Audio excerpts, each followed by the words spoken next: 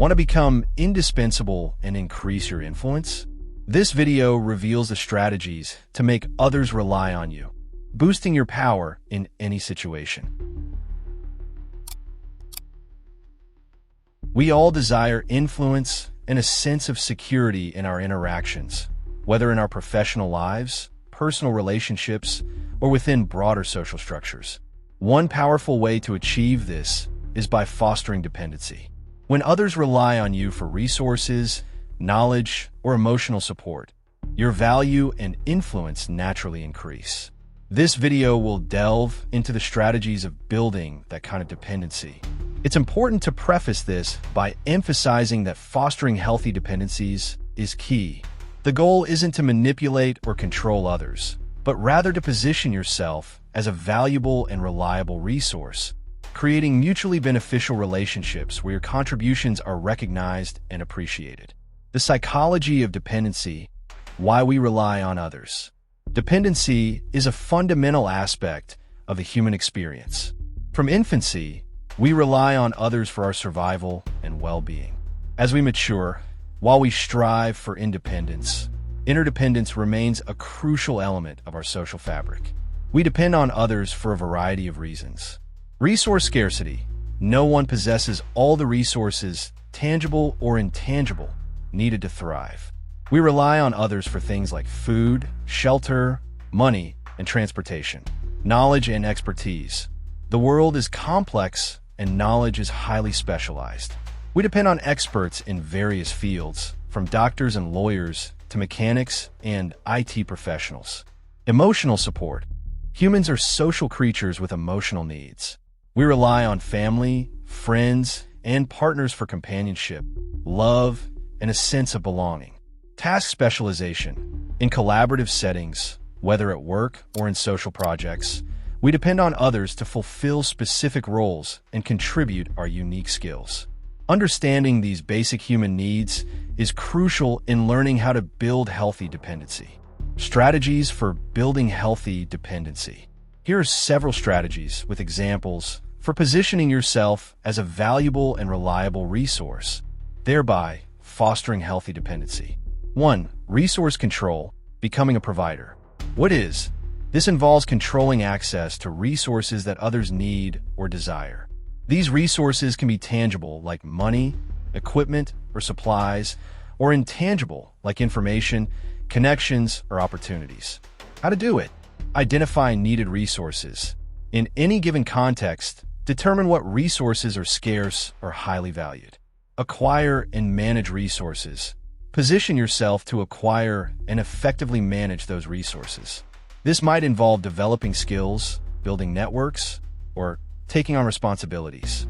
Ensure fair distribution. Distribute resources fairly and equitably, but also strategically to those who contribute and align with your goals. Examples. Workplace. A project manager who consistently secures funding and resources for their team becomes indispensable. Team members depend on them to get the tools they need to succeed. Community. An individual who organizes and manages a community garden provides access to fresh produce, making community members dependent on their organizational skills. Family. A family member who is skilled at financial planning and manages the family budget becomes a key resource for other family members. Expanding on resource control. To further illustrate the concept of resource control, let's consider some additional examples and nuances. In a nonprofit organization, a grant writer who consistently secures funding from various sources becomes a vital resource. The organization's programs and staff depend on this skill, increasing the grant writer's influence. In a mentorship role, a mentor who has a vast network of professional contacts controls access to valuable connections. Ments depend on these connections for career advancement and opportunities. In a supply chain, a logistics expert who can efficiently manage the flow of goods and materials controls a critical resource for a company's operations. Departments rely on this person to ensure timely production and delivery. The strategic distribution of resources is also key. Distributing resources based on performance, need, or alignment with organizational goals can incentivize desired behaviors and strengthen your position as a fair and effective provider. However, it's important to avoid any perception of favoritism or unfairness, as this can undermine trust and create resentment. 2. Knowledge monopoly, becoming the go-to expert. What it is, this involves possessing and controlling access to specialized knowledge or expertise that others need. How to do it? Identify knowledge gaps. Determine what knowledge or skills are lacking within a group or organization. Acquire specialized knowledge. Invest time and effort in acquiring that knowledge through education, training, or experience. Become the information hub. Position yourself as the central source of information and expertise on the subject. Share knowledge strategically. Share your knowledge generously to help others, but also strategically to maintain your position as the expert. Examples: workplace. A software developer who becomes the company's expert in a new programming language becomes indispensable to projects that require that language. Social group. Someone who is highly knowledgeable about local events, history, or trivia becomes the go-to person for information and entertainment within their social circle. Online community. A member of an online forum who consistently provides accurate and helpful answers to questions becomes a highly valued and relied upon expert. Expanding on knowledge monopoly. Here's a deeper look at building a knowledge monopoly. Documenting and organizing knowledge. Creating a system for organizing and documenting your knowledge makes it more accessible to others, further solidifying your role as the information hub. This could involve creating databases, wikis, or training manuals. Mentoring and teaching. Sharing your knowledge through mentorship programs or workshops not only helps others, but also reinforces your own expertise. It positions you as a leader and a valuable resource for growth and development. Staying ahead of the curve. Continuously updating your knowledge and skills is crucial for maintaining a knowledge monopoly. By staying ahead of the curve in your field, you ensure that your expertise remains relevant and in demand. It's important to strike a balance between sharing your knowledge and preserving your unique expertise. While helping others is essential, you also want to maintain your position as the primary source of information. This can be achieved by sharing knowledge in a way that empowers others to learn, but doesn't make your own expertise obsolete.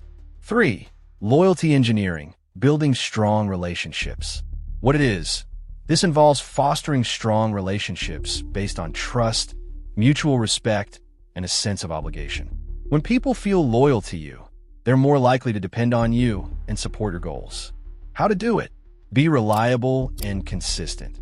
Consistently deliver on your promises and be there for others when they need you.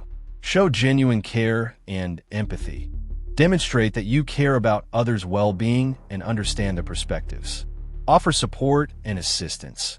Go out of your way to help others, even when it's not strictly required. Build a strong network. Cultivate a network of people who trust and respect you. Reciprocity. Practice reciprocity. If someone helps you, find ways to return the favor. Examples: workplace. A manager who consistently advocates for their team, provides mentorship, and celebrates their successes earns their loyalty. Friendship. A friend who is always there to listen, offer support during difficult times, and celebrate achievements builds strong, loyal friendships. Politics. A political leader who consistently delivers on campaign promises and addresses the needs of their constituents fosters loyalty among their supporters. Expanding on loyalty engineering. To expand on loyalty engineering, consider these points. Building trust through vulnerability. Sharing your own vulnerabilities and being open about your mistakes can foster trust and deepen relationships. When others see that you are human and imperfect, they are more likely to connect with you on a personal level. Empowering others. Supporting others' growth and development can create a strong sense of loyalty. When you invest in someone's success and help them achieve their goals, they are more likely to feel grateful and indebted to you. Creating a sense of community. Fostering a sense of belonging and shared identity can strengthen loyalty within a group. This can be achieved through team-building activities, social events, or shared projects.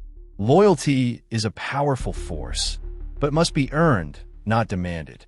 People are more likely to be loyal to those who treat them with respect, fairness, and genuine care. 4. Task specialization, becoming the only one who can do it. What it is, this involves developing a unique and difficult-to-replace skill. How to do it? Identify a niche, find a skill that is not common. Master the skill, become very good at the skill. Promote your skill. Let people know that you have this skill. Examples: workplace, an employee who knows how to use a very specific software. Community, a person who knows how to fix a very specific machine. Expanding on task specialization. To elaborate on task specialization. Documenting your processes. While you're the only one who can do a task, documenting the process can be helpful. This ensures that the knowledge is retained. Cross-training others. While specializing is important, cross-training others on less critical aspects of your specialized skill can make you even more valuable. Continuously improving. To maintain your status as the go-to person, continue to improve upon your specialized skill. By becoming the only one who can do a certain task, you make yourself indispensable. The importance of ethical considerations. It's crucial to use these strategies ethically. Building healthy dependency should be based on mutual benefit, trust, and respect. Avoid these pitfalls. Manipulation. Using dependency to exploit or control others is unethical and ultimately self-defeating. Withholding resources. Denying access to needed resources as a form of punishment or control is harmful and erodes trust. Creating artificial dependencies. Intentionally making others dependent on you for things they could easily do themselves is disempowering and breeds resentment. The long-term perspective, sustainable influence. Building healthy dependency is not a short-term game.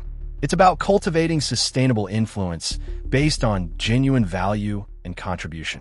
The most effective way to make others depend on you is to consistently be a reliable, helpful, and valuable resource. By focusing on providing value, building trust, and fostering mutual respect, you can create a network of people who rely on you not out of necessity, but out of a genuine appreciation for your contributions. This kind of healthy dependency empowers both you and those around you, leading to greater success and fulfillment for everyone involved.